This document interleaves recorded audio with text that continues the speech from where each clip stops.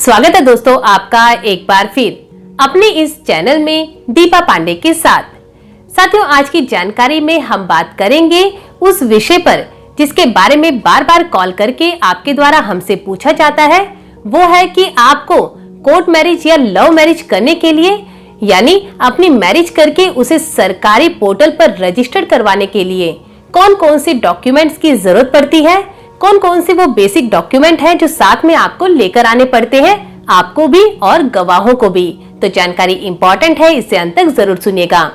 तो साथियों, सबसे पहले यहाँ हम आपको बता दें कि मैरिज को रजिस्टर्ड करवाने के लिए जो बेसिक डॉक्यूमेंट है वो ये है।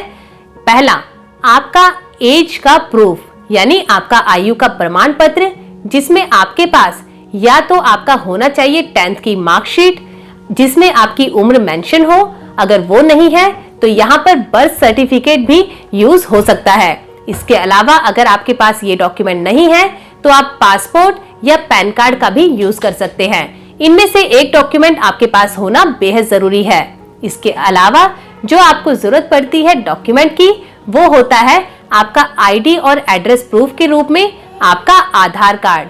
यानी जब भी आप अपनी मैरिज को रजिस्टर्ड करवाना चाहते हैं तो उसके लिए लड़का और लड़की के पास इन सारों में से 2 डॉक्यूमेंट होने बेहद जरूरी है, जिसमें आधार कार्ड कंपलसरी होता है। विटनेस की बात करें तो विटनेस को भी सेम ही डॉक्यूमेंट्स अपने साथ लेकर आने होते हैं।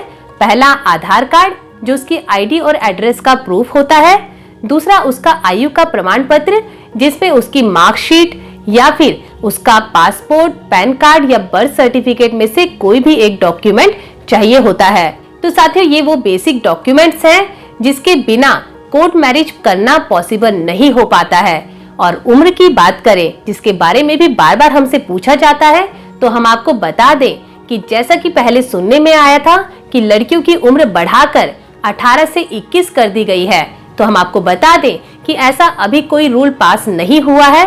फिलहाल के लिए शादी करने के लिए लड़कियों की जो कानूनन उम्र है कोर्ट मैरिज के लिए वो है 18+ और लड़का होना चाहिए 21+। तो साथियों, अगर आप भी कोर्ट मैरिज करने की अपनी उम्र जो कानूनन उम्र है वो पूरी कर चुके हैं और अपनी मैरिज को जल्द से जल्द करके उसे रजिस्टर्ड करवाना चाहते हैं, वो भी बिना किसी नोटिस के, तो हम आपको बता दें कि ऐसा पॉसिबल है।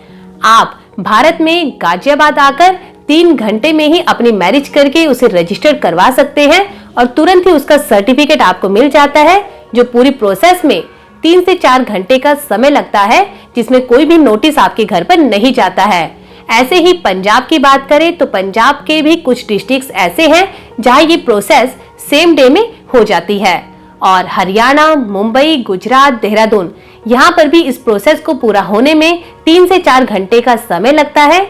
बस सर्टिफिकेट आने में कहीं 3 दिन लग जाते हैं तो कहीं हफ्ता भी लग जाता है। लेकिन हम आपको बता दें कि इस पूरी प्रोसेस में किसी भी प्रकार का नोटिस आपके घर पर नहीं जाता है। और अगर आप यही काम दिल्ली और चंडीगढ़ से करवाते हैं अपनी कोर्ट मैरिज का, तो बिना नोटिस के तो वहाँ काम होता है, लेकिन वहाँ समय लगता है 3 से 4 दिन का।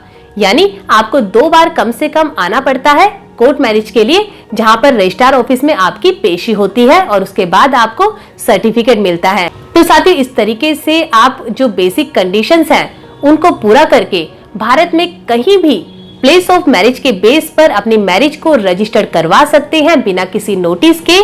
लेकिन ध्यान आपको इस बात का रखना है कि आपको ऐसे लोगों से बचकर रहना है जो कोर्ट मैरिज के नाम पर या तो आपको नोटरी पेपर पकड़ा देते हैं या फिर आपको ऐसा कोई फर्जी दस्तावेज पकड़ा देते हैं जिसकी कोई वैल्यू है ही नहीं। कोर्ट मैरिज का जो असली सर्टिफिकेट होता है, जैसा हम पिछली वीडियोस में आपको बता चुके हैं, हमेशा ही वो ऑनलाइन गवर्नमेंट के पोर्टल पर जो सरकारी वेबसाइट होती है, ऑफिशियल वेबसाइट, उसमें चेक हो जाता है। या तो आप बारकोड स्कैन करके उसे चेक कर सकते हैं या फिर आप उस ऑफिशियल वेबसाइट में जाकर एप्लीकेशन नंबर, आईडी वगैरह डालकर भी उसे चेक कर सकते हैं। तो इस प्रकार से आपको कोर्ट मैरिज करने से पहले कुछ सावधानियां बरतनी पड़ेगी, ध्यान देना पड़ेगा कि आप किसके माध्यम से कोर्ट मैरिज करवा रहे हैं, क्या वो फर्जी काम करेगा या असली काम करेगा। सतर्कता आपके हाथ में है। अगर आप ये सुविधा हमारे द्वारा लेना चाहते हैं तो आप हमारे हेल्पलाइन नंबर 8295723604 पर हमसे कांटेक्ट कर सकते हैं। तो उम्मीद है साथियों आज की जानकारी आपको समझ आई होगी। इससे जुड़ी अगर कोई भी क्वेरी है तो आप हमसे पूछ सकते हैं। तो फिर मिलेंगे आपसे ऐसे ही किसी नए टॉपिक के साथ, किसी नई कानूनी जानकारी के साथ। तब तक के लिए नमस्कार।